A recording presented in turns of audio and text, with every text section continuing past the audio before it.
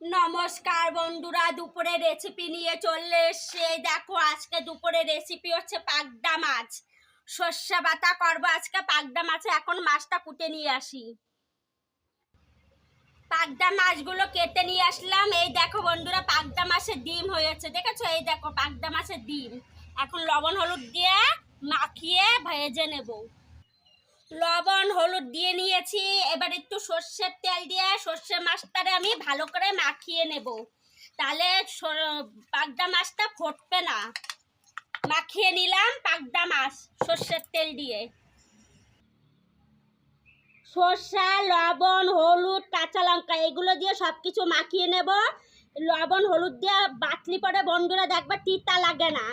এখন আমি এগুলো সব বেটে নেব। সর্ষেটা বেটে নিলাম। ঘেমে জল হয়ে গিয়েছে, একটু গরম পড়েছে। পাগদা মাছ ভাজার জন্য সর্ষের তেল দিয়ে দিলাম। তেল গরম হয়ে গেছে, পাগদা মাছগুলো দিয়ে দিলাম। পাগদা মাছগুলো ভেজে নিলাম। কালো জিরা দিয়ে দিলাম। সর্ষে বাটা দিয়ে দিলাম। আলাদাভাবে লবণ হলুদ দিয়ে দেবো না, এইগুলোই সব দেবো। হ্যাঁ, তাহলে কিন্তু লবণ দিলে পরে লবণে পুরা হয়ে যাবে।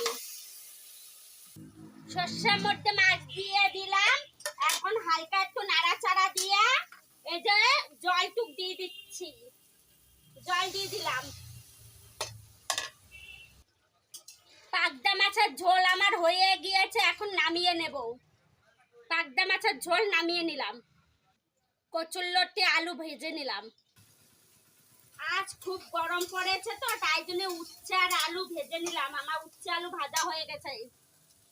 উচ্ছে আলু নামিয়ে নিলাম।